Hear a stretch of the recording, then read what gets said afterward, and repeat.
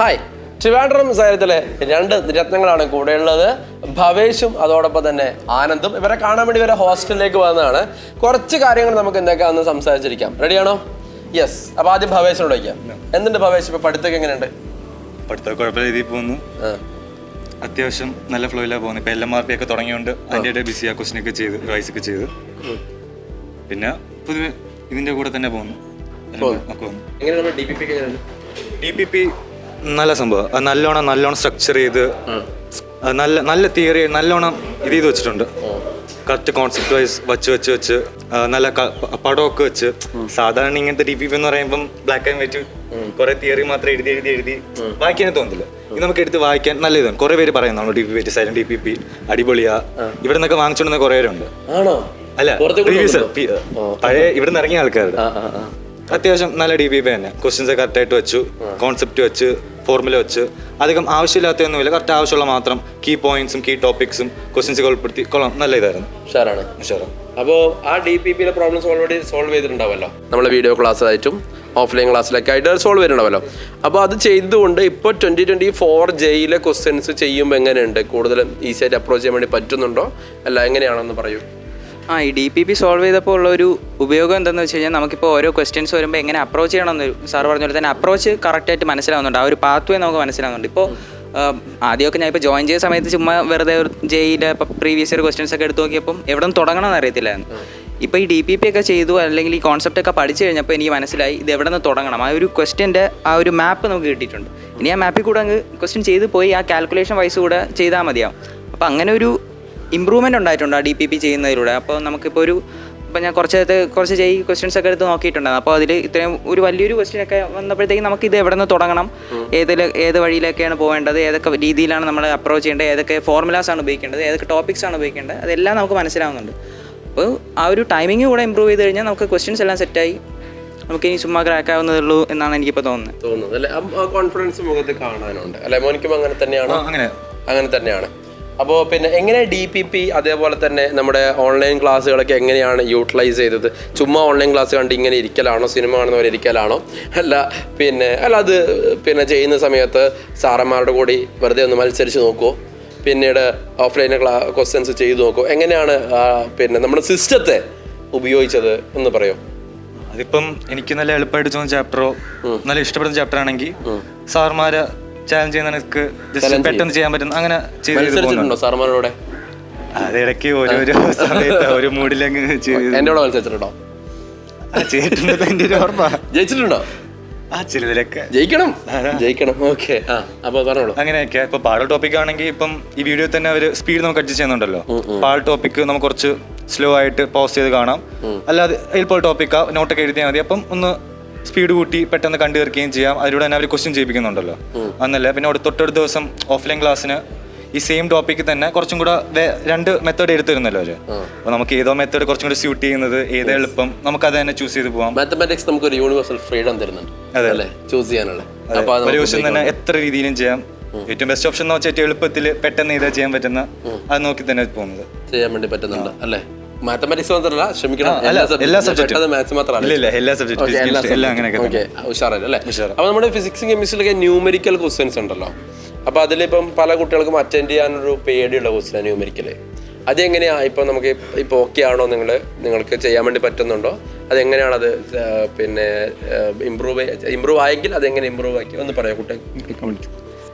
Basically numerical questions ഞാനിപ്പോൾ ഇത് രണ്ടും ഡിഫറൻഷ്യേറ്റ് ചെയ്ത് കാണാറില്ല. ഞാനിപ്പോൾ ഒരു ക്വസ്റ്റ്യൻ കണ്ടാൽ അങ്ങനെ ആൻസർ കണ്ടുപിടിക്കുക, അത്ര തന്നെ. അപ്പോൾ ഈ ന്യൂമറിക്കൽ ക്വസ്റ്റ്യൻ ആയാലും അത് ഞാൻ ഇതുപോലെ തന്നെ ചെയ്തു പോകുന്നത്. അപ്പോൾ അതിൽ വലിയ ഒരു ഡിഫറൻസ് എനിക്ക് തോന്നുന്നില്ല. എങ്കിലും ഇപ്പോൾ സാധാരണ ഞാൻ കേട്ടിട്ടുള്ള അങ്ങനെ ഇപ്പോൾ ന്യൂമറിക്കൽ ക്വസ്റ്റ്യൻസ് അപ്പോൾ നമുക്കൊരു കോൺഫിഡൻസ് കുറവായിരിക്കും. ചിലപ്പോൾ നമ്മൾ ഇപ്പോൾ ചെയ്തു വരുമ്പോൾ നമ്മളിപ്പോൾ നോർമൽ ഓപ്ഷനുള്ള ക്വസ്റ്റ്യൻസ് ഒക്കെ നമ്മൾ ചെയ്തു വരുമ്പോൾ നമ്മൾ ആ ഒരു ജസ്റ്റ് ഒന്ന് ഓപ്ഷനിലേക്ക് നോക്കുമ്പോൾ നമ്മൾ ചെയ്യുന്നത് കറക്റ്റ് ഒരു വേയിലാണ്, നമ്മൾ ചെയ്തു വരുമ്പോൾ കിട്ടുന്ന ആൻസർ ഓപ്ഷനുണ്ട്, അപ്പോൾ ഒരു കോൺഫിഡൻസ് ഉണ്ട്. പക്ഷേ ന്യൂമറിക്കൽ ക്വസ്റ്റ്യൻ നമ്മൾ ചെയ്തു വരുമ്പോൾ ആ ഒരു കോൺഫിഡൻസ് ഇല്ല, നമുക്കത് എഴുതി വെക്കാനായിട്ട് അപ്പോഴും ഒരു ചെറിയൊരു ഹെസിറ്റേഷൻ ഉണ്ടാകും. പക്ഷേ ആ ഒരു സംഭവം നമ്മളിപ്പോൾ ക്വസ്റ്റ്യൻ ചെയ്യുന്ന അത്രയും നമ്മൾ കുറേ ക്വസ്റ്റ്യൻ ചെയ്ത് ആ ഒരു കോൺഫിഡൻസ് ബിൽഡ് ചെയ്ത് കഴിഞ്ഞാൽ ആ ഒരു ഹെസിറ്റേഷൻ മാറി കിട്ടാവുന്നതേ ഉള്ളൂ എന്നാണ് എനിക്ക് തോന്നുന്നത്. അല്ല, അങ്ങനെ ക്വസ്റ്റ്യൻ ചെയ്യാനുള്ള സമയം നമ്മുടെ സിസ്റ്റം അനുവദിച്ച് തന്നിട്ടുണ്ടോ? ഒബ്വിയസ്ലി അത് തന്നിട്ടുണ്ട്. നമുക്കിപ്പോൾ ആ ഒരു നമ്മൾ ആ സിസ്റ്റം നമ്മളിപ്പോൾ ഇവിടെ നിന്ന് പഠിച്ച ഒരു ഇതിലൂടെ നമുക്ക് ഏത് ടൈപ്പ് ഓഫ് ക്വസ്റ്റ്യൻസ് വന്നാലും ചെയ്യാൻ പറ്റുന്നുണ്ട്. അപ്പോൾ അത് ന്യൂമറിക്കലായാലും അതിന് വലിയ ബുദ്ധിമുട്ടൊന്നും തോന്നുന്നില്ല, കുഴപ്പമില്ല, പോകുന്നു. ഉഷാറായിട്ട് ചെയ്യാൻ വേണ്ടി പറ്റും ഉഷാറായിട്ട് ചെയ്യാൻ പറ്റും. അല്ലേ? അപ്പോൾ എങ്ങനെയാ പിന്നെ അതോടൊപ്പം തന്നെ നിങ്ങളിപ്പം ജെഇ ഇവിടെ റിപ്പീറ്റ് ചെയ്യുന്നതിന് മുമ്പ് പല സ്ഥലത്തുനിന്നും കേട്ടിട്ടുണ്ടാവും അല്ലെ, മാത്സ് പഠിക്കണ്ട എന്ന് കേട്ടിട്ടുണ്ടോ? നിങ്ങൾ ആരുടെങ്കിലും പറഞ്ഞിട്ടുണ്ടോ മുമ്പ് റിപ്പീറ്റ് ചെയ്ത ആൾക്കാരൊക്കെ അങ്ങനെ പറഞ്ഞിട്ടുണ്ടോ? അപ്പോൾ എന്താ അതിൽ ഇപ്പോൾ രണ്ടുപേരുടെ അഭിപ്രായത്തിൽ ഇപ്പോൾ എങ്ങനെയാണ്, മാത്സ് പഠിക്കണോ അല്ല പഠിക്കണ്ടയോ? ഇനി അഥവാ പഠിക്കണം എന്നുണ്ടെങ്കിൽ നിങ്ങൾക്ക് മര്യാദയ്ക്ക് പഠിക്കാൻ വേണ്ടി പറ്റിയിട്ടുണ്ടോ? അപ്പോൾ അതിന് നമ്മുടെ DPPSക്ക് എങ്ങനെയാണ് സഹായിച്ചത് ഒന്ന് പറയൂ. ആദ്യം പറയുന്നത്? ആദ്യം കേട്ടിട്ടുണ്ടായിരുന്നു ഇങ്ങനെ മാത്സ് വെൽത്ത് ഇമ്പോർട്ടൻസ് കൊടുക്കണ്ട, ഫിസിക്സ് കെമിസ്ട്രി നല്ലോണം സ്കോർ ചെയ്താൽ നല്ലൊരു NITയിലോ നല്ലൊരു കോളേജ് കിട്ടുമെന്ന് പറഞ്ഞു. പക്ഷേ നമ്മൾ ഇവിടെ ഒന്ന് പഠിച്ച് ക്വസ്റ്റൻ ഒക്കെ ചെയ്ത് പോകുമ്പം അല്ലെങ്കിൽ എന്ന് വെച്ചാൽ മാത്സ് കുറച്ച് ഇമ്പോർട്ടൻസ് കൊടുക്കണം. ബിക്കോസ് മാത്സിലാണ് നമ്മൾ സ്കോർ ചെയ്താൽ നമ്മുടെ പെർസെൻറ്റേജ് കൂടുന്നത്. ബിക്കോസ് മെജോറിറ്റി പേഴ്സൺ ഒന്നെങ്കിൽ മാത്സ് സ്കിപ്പ് ചെയ്യും, അല്ലെങ്കിൽ ബിക്കോസ് മാത്സ് ഇത് ടഫാന്നല്ലേ പറയുന്നത്. ഒരു 5-6 ക്വസ്റ്റ്യൻ ചെയ്യുമ്പോൾ തന്നെ 90% വരുന്നതുണ്ട്. അതെ അതെ അതെ. അത് മാത്രമല്ല ഫിസിക്സ് കെമിസ്ട്രി ഇപ്പോൾ എല്ലാവരും സ്കോർ ചെയ്യാൻ വേണ്ടി തുടങ്ങി. സോ ടോപ്പ് റാങ്ക് ഡിസൈഡ് ചെയ്യുന്ന ആരാണ്? മാത്സ് തന്നെ. അത് മാത്രമല്ല നമ്മൾ എഞ്ചിനീയറിംഗിന് പോയി കഴിഞ്ഞാൽ അവിടെ ഫുള്ള് എന്താണ് മാത്സ്മാരിലായിട്ടുള്ള സാധനമാണ് പഠിക്കാനുള്ളത്. അവിടെ നമ്മൾ എന്തായി കഷ്ടപ്പെടും. എന്താണ് ആനന്ദിൻ്റെ അഭിപ്രായം ആ വിഷയത്തിൽ? അത് സാർ അവസാനം പറഞ്ഞത് ആണ് ഞാനും എൻ്റെ മനസ്സിൽ അതായിരുന്നു. നമ്മളിപ്പോൾ ഒരു എഞ്ചിനീയറിംഗ് ഫീൽഡിലേക്ക് പോകുമ്പോൾ അവിടെ ബേസിക്കലി നമുക്ക് ആവശ്യമുള്ള കാൽക്കുലേഷൻ സ്കിൽ അല്ലെങ്കിൽ പ്രോബ്ലം സോൾവിങ് സ്കിൽസാണ്. അപ്പോൾ അത് കൂടുതലായിട്ട് ഡെവലപ്പ് ചെയ്യാൻ സാധിക്കുന്ന മാത്സ് പോലൊരു സബ്ജക്റ്റ് ചെയ്യുമ്പോഴാണ്. അപ്പോൾ ആ ഒരു സ്കില്ലിനും കൂടെ വേണ്ടിയിട്ടാണ് നമ്മൾ മാത്സ് പഠിക്കേണ്ടതെന്നാണ് എൻ്റെ ഒരു അഭിപ്രായം. അതിന് നമ്മുടെ സിസ്റ്റം എങ്ങനെ സഹായിച്ചു? നമ്മുടെ പിന്നെ DPPs ആയിക്കോട്ടെ, ഓഫ്ലൈൻ ക്ലാസ്സുകൾ, ഓൺലൈൻ ക്ലാസ്, DTS, GIBs അതൊക്കെ എങ്ങനെ സഹായിച്ചു? അത് സഹായിച്ചത് എന്താണെന്ന് വെച്ച് കഴിഞ്ഞാൽ നമുക്കിപ്പോൾ DPPസിലൊക്കെ ഒരു ക്വസ്റ്റ്യൻ സോൾവ് ചെയ്യേണ്ട ആ ഒരു സ്ട്രക്ചേർഡ് ആയിട്ടുള്ള ഒരു മെത്തേഡ് കറക്റ്റായിട്ട് പ്രൊവൈഡ് ചെയ്തിട്ടുണ്ട്. അപ്പോൾ നമുക്ക് ഈ ഒരു ടോപ്പിക്ക് പറഞ്ഞിട്ടുണ്ട്, എന്നിട്ട് ആ ടോപ്പിക്ക് ഉപയോഗിക്കേണ്ട ക്വസ്റ്റ്യൻസ് തന്നിട്ടുണ്ട്. അപ്പോൾ നമുക്ക് മനസ്സിലായി ഇങ്ങനെ ഒരു ക്വസ്റ്റ്യൻ വന്നാൽ ഈ ടോപ്പിക്ക് ഉപയോഗിച്ചാൽ ആൻസർ കിട്ടും. അപ്പോൾ അതേപോലെ നമ്മൾ ധാരാളം ടോപ്പിക്സ് പഠിച്ചു. അപ്പോൾ ധാരാളം വേയ്സും കണ്ടുപിടിച്ചു. ഒരു ക്വസ്റ്റ്യൻ ആൻസർ ചെയ്യാനായിട്ടുള്ള ധാരാളം വഴികൾ നമ്മൾ കണ്ടുപിടിച്ചിട്ടുണ്ട്. പിന്നെ ഇപ്പോൾ അതല്ലാതെ നമ്മളിപ്പോൾ LMRPയിൽ കുറേ ക്വസ്റ്റ്യൻസ് കണ്ടു. നമ്മൾ ആ LMRPയിലെ ക്വസ്റ്റ്യനൊക്കെ കാണുമ്പോൾ നമുക്ക് മനസ്സിലാവും ഇത് നമ്മൾ DPP ചെയ്ത ക്വസ്റ്റ്യനോട് സിമിലർ ആയിട്ടുള്ളതല്ലേ എന്ന് മനസ്സിലായി നമുക്കത് ചെയ്യാൻ പറ്റുന്നുണ്ട്. അങ്ങനെ ഒരു അഡ്വാൻറ്റേജ് നമുക്ക് കിട്ടുന്നുണ്ട്. ഇപ്പോൾ മാത്സ് പോലത്തെ ഒരു സബ്ജക്റ്റിലായാലും അത് എല്ലാം ഇപ്പോൾ ആദ്യം തന്നെ ഈ DPPയിലെ സ്ട്രക്ചേർഡ് വേ എന്ന് പറഞ്ഞു കഴിഞ്ഞാൽ ആദ്യം ഒരു ടോപ്പിക്, പിന്നെ അത് വന്നിട്ട് അതിൽ ഡയറക്റ്റ് ആപ്ലിക്കേഷനുള്ള ഈസി ആയിട്ടുള്ള ക്വസ്റ്റ്യൻസ്, ഇപ്പോൾ കീമിൽ അല്ലെങ്കിൽ കുറച്ചുകൂടി സിമ്പിളർ ആയിട്ടുള്ള പഴയ ക്വസ്റ്റ്യൻസ് ഒക്കെ വരുമ്പോൾ നമുക്കത് പഴയ IIT ക്വസ്റ്റ്യൻസും പഴയ AIEEE ക്വസ്റ്റ്യൻസും ഒക്കെ പഴയ IIT ക്വസ്റ്റ്യൻസ് ഇപ്പോൾ JEE മെയിൻ കുറച്ചൊന്ന് അങ്ങോട്ടേക്കൊക്കെ അതും കണ്ടിട്ടുണ്ട്, അതും ഒബ്സർവ് ചെയ്തിട്ടുണ്ട്.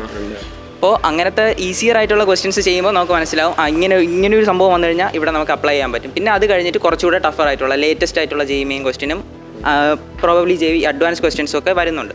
അപ്പോൾ അത് കാണുമ്പോൾ നമ്മൾ കുറച്ചുകൂടെ ആ ഒരു കിട്ടിയ ഒരു സാധനം കുറച്ചുകൂടെ ബിൽഡ് ചെയ്തെടുത്ത് നമ്മൾ എങ്ങനെ ആൻസർ ചെയ്യുക, അല്ലെങ്കിൽ നമ്മൾ മറ്റു കോൺസെപ്റ്റുകളുടെ കൂടെ മിക്സ് ചെയ്ത് നമ്മളിപ്പോൾ പഠിച്ച സാധനം എങ്ങനെ ക്വസ്റ്റ്യനിൽ അപ്ലൈ ചെയ്യാമെന്ന് മനസ്സിലാവുന്നുണ്ട്. അപ്പോൾ ഈ ഒരു സാധനത്തിന് ആ DPP വളരെ ബ്യൂട്ടിഫുൾ ആയിട്ട് അത് എക്സ്പ്ലെയിൻ ചെയ്തിട്ടുണ്ട്, അല്ലെങ്കിൽ ആ ഒരു ക്വസ്റ്റ്യൻസ് അറേഞ്ച് ചെയ്ത് തന്നിട്ടുണ്ടെന്ന് എനിക്ക് നോട്ടബിൾ ആയിട്ടുള്ളൊരു പോയിന്റ് ആയിട്ട് തോന്നുന്നുണ്ട്. Yes, of course. അപ്പോൾ നമ്മളിപ്പം JEE റിപ്പീറ്ററിൽ പിന്നെ ഏത് സിസ്റ്റം ആയിരിക്കും നല്ലത്? അതായത് പ്യൂർലി ഓഫ്ലൈൻ ആണോ അല്ല ഹൈബ്രിഡ് ആണോ? ഏത് സിസ്റ്റം ആയിരിക്കും നല്ലത് നിങ്ങളുടെ അഭിപ്രായത്തിൽ? ഞാൻ പ്യൂർലി ഹൈബ്രിഡ് തന്നെ നല്ലതെന്ന് ചൂസ് ചെയ്യും. ബിക്കോസ് ഓഫ്ലൈൻ ക്ലാസ് എല്ലാ ദിവസവും പോയി കുറച്ച് എന്തായാലും ബ്രെയിൻ റോട്ട് ചെറിയ ഇത് വരും. അതെ അതെ അതെ. ഇപ്പം ഓൺലൈൻ ഉള്ളതുകൊണ്ട് നമുക്കൊരു ദിവസം റെസ്റ്റ് എടുത്ത് പതുക്കെ നമുക്ക് നമ്മുടെ ഓൺ ടൈം എടുത്ത് ക്വസ്റ്റ്യൻ ചെയ്ത് പഠിച്ച് പതുക്കെ ബിൽഡപ്പ് ചെയ്ത് പോകും. ഒറ്റയടിക്ക് ഇങ്ങനെ പെട്ടെന്ന് പോകാതെ നല്ലൊരു സംഭവം തന്നെ ഇത്. യെസ്. അപ്പോൾ ഈ ഓൺലൈൻ ക്ലാസ് ഒക്കെ എങ്ങനെയാണ് കണ്ടിരിക്കാൻ പറ്റുന്നത്? ഇനിയിപ്പോൾ ഇൻ കേസ് നമുക്ക് ഒരു സാധനം മനസ്സിലായില്ല, അങ്ങനെ ഉണ്ടെങ്കിൽ നമുക്കിപ്പോൾ സ്ലോ ഡൗൺ ചെയ്ത് കാണാം, അല്ലെങ്കിൽ നമുക്ക് റിവൈൻഡ് ചെയ്ത് കാണാം. അതുകൊണ്ട് കോൺസെപ്റ്റ് ഒക്കെ മനസ്സിലാക്കാനായിട്ട് വലിയ പാടൊന്നുമില്ല. ഇപ്പോൾ ക്വസ്റ്റ്യൻസ് ചെയ്യാനാണെങ്കിലും നമുക്കത് ഇപ്പോൾ സ്പീഡ് നമ്മൾ പഠിച്ചിട്ടുള്ള കാര്യമാണ്, ഇപ്പോൾ അല്ലെങ്കിൽ എളുപ്പമുള്ള കാര്യമാണെങ്കിൽ നമുക്ക് ജസ്റ്റ് സ്കിപ്പ് ചെയ്ത് പോകാം. നമുക്ക് നമ്മുടേതായിട്ടുള്ള ആ ഒരു സ്റ്റഡി മാനറിൽ നമുക്ക് ആ ഓൺലൈൻ ക്ലാസ്സിനെ അറേഞ്ച് ചെയ്ത് നമുക്ക് കൊണ്ടുപോകാൻ സാധിക്കുന്നുണ്ട്. ഇപ്പോൾ ക്വസ്റ്റ്യൻസ് ചെയ്യുമ്പോൾ നമ്മുടേതായിട്ടുള്ള വേയിൽ ഇപ്പോൾ ഒരു സാർ ഒരു ക്വസ്റ്റ്യൻ പറയുന്നു, ഇത് കാണുമ്പോൾ എനിക്കിത് ചെയ്യാൻ പറ്റും, സാറിൻ്റെ ഹെൽപ്പ് വേണ്ട, എനിക്ക് ചെയ്യാൻ പറ്റും എന്നുണ്ടെങ്കിൽ അതപ്പോൾ തന്നെ പോസ് ചെയ്ത് പെട്ടെന്ന് ചെയ്യാം. എന്നിട്ട് അത് കഴിഞ്ഞിട്ട് ആൻസർ അങ്ങ് ചെക്ക് ചെയ്ത് നോക്കുമ്പോൾ ശരിയാണെങ്കിൽ ഓക്കെ, നെക്സ്റ്റ് ഇനി വേറെ നമുക്ക് അടുത്ത ക്വസ്റ്റ്യനിലേക്ക് പോകാം. അങ്ങനെ പറഞ്ഞ് ഇനിയിപ്പോൾ ഈ ഒരു ക്വസ്റ്റ്യൻ നമ്മൾ ചെയ്തപ്പോൾ കുറച്ചുകൂടെ ലെങ്തി ആയിട്ട് എനിക്കിപ്പോൾ ഈ ക്വസ്റ്റ്യൻ ഞാനിപ്പോൾ കുറച്ച് ടൈം എടുത്തിട്ടാണ് ചെയ്തത്. ചിലപ്പോൾ സാറ് പറഞ്ഞ സാധനം കുറച്ചുകൂടെ എളുപ്പമായിട്ടുള്ളൊരു മെത്തേഡാണോ എന്ന് ആലോചിച്ചിട്ട് നമുക്ക് വേണമെങ്കിൽ റിവൈൻഡ് ചെയ്ത് ജസ്റ്റ് സാറ് പറയുന്ന മെത്തേഡ് നോക്കാം. അത് ഞാൻ ചെയ്ത മെത്തേഡാണെങ്കിൽ ഓക്കെ, നമുക്ക് അടുത്ത ക്വസ്റ്റ്യനിലേക്ക് പോകാം. ഇല്ല, സാറ് കുറച്ചുകൂടെ സിമ്പിളർ ആയിട്ടുള്ള ഒരു വേറൊരു അപ്രോച്ചിലാണ് സാർ ചെയ്തിട്ടുള്ളതെങ്കിൽ ഞാനത് പ്രയോഗിക്കാം. അങ്ങനെ ഒരു രീതിയിൽ നമുക്ക് ചെയ്യാൻ പറ്റുന്നതാണ്. മാത്തമാറ്റിക്സ് നമുക്കൊരു യൂണിവേഴ്സൽ ഫ്രീഡം തരുന്നത്. നമുക്ക് ഇഷ്ടമുള്ള മെത്തേഡ് ഞങ്ങൾ ഉപയോഗിച്ച മെത്തേഡ് ടീച്ചേഴ്സ് ഒന്നും പറയുന്നില്ല, നമുക്ക് ഏറ്റവും ബെസ്റ്റ് പേര് അല്ലേ. അപ്പൊ അങ്ങനെ ഒരു വേഴ്സറ്റാലിറ്റി എന്ത് ചെയ്യുന്നുണ്ട് നമ്മുടെ സിസ്റ്റം തരുന്നുണ്ട് അല്ലെ. ഒരു ടോപ്പിക്ക് രണ്ടും അതിൽ കൂടുതൽ തവണ പഠിക്കുന്നുണ്ട്, കാരണം DTS പഠിക്കുന്നുണ്ട് അല്ലെ.